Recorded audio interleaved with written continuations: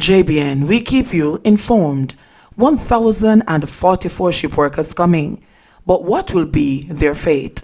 Please remember to subscribe, like, share, leave us a comment and click the notification bell to receive our daily news items.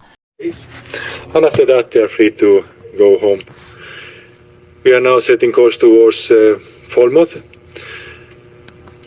Our target date for Falmouth was the 18th. However, we have not received any confirmation from the Jamaican authority, but we are on our way there regardless. Now, I must say everybody has done their part in this case. The company has provided a ship for the Dominicans to travel home, and the Dominican authorities did their part to allow them to come back home. The next topic is, of course, your situation. And once again, the company has done their part. We have the ship. You have done your part. God knows. You have been in isolation for a month, most of you. And now we expect the Jamaican authorities to do their. And the company is putting as much pressure as they can on the authorities to allow you to disembark. But the decision is still to come from the authorities, that means. Anyways, we are all looking forward to latest the 23rd to be alongside so that you can proceed home straight through the ship, since you have been isolated for, by then, 15 days.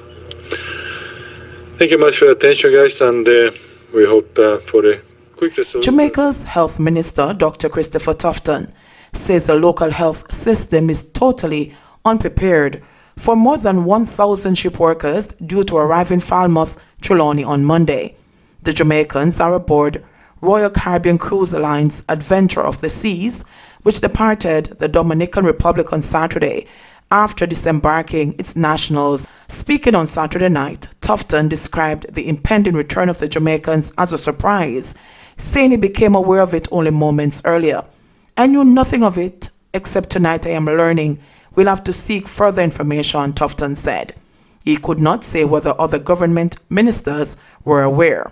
On May 2, Foreign Affairs Minister Kamina Johnson-Smith tweeted a copy of a letter from Royal Caribbean confirming that it was in discussion with the government to repatriate Jamaican crew members via the ship. The correspondence also said the crew members would be quarantined on board. Last night, one of the Jamaican crew members said that in preparation for repatriation, some of the Jamaicans aboard the Adventure of the Seas have been in quarantine for a month. Others who were transferred to that vessel from another have been in quarantine for almost a week, and so as announced by the captain. Although the ship will arrive in Falmouth on May 18, there will be no disembarkation until May 23. That's 15 days quarantine for the transfer batch. The woman, who is in her 30s, said while the cruise line had done its best to make the workers comfortable, fatigue had now set in as they struggle to continue life in cabin confinement. To compound the issue, she said the workers cannot come to terms with the reported lack of readiness to accept them. It's crazy. Like, seriously, are we refugees? She questioned. The government has imposed restrictions on incoming passengers as part of measures to contain the coronavirus in Jamaica. People are, however, being allowed to come back home through the controlled re-entry program, but they must spend 14 days in mandatory state quarantine. At present, around 600 people are in state quarantine or isolation, including 3 batches of Jamaicans who returned in the past week and a half, stretching the resources of the health system. The first batch comprised workers of the Marella Discovery 2, who had been denied landing in April while anchored south of Port Royal. In terms of quarantining and assessment, we would have to spend some time to plan the logistics of that. But right now it will be very difficult, Tufton warned last night. Further, the health minister said cruise lines sometimes provide inaccurate information.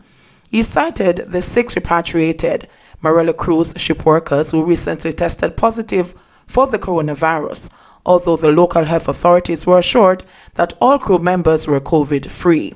We'd have to do our own assessment in protection of the general population, Tufton said, insisting that it was rather unfortunate that the government was being surprised in this manner. According to the health minister, it appears that the cruise industry is forcing the hand of the government, and that would be an indication of bad faith.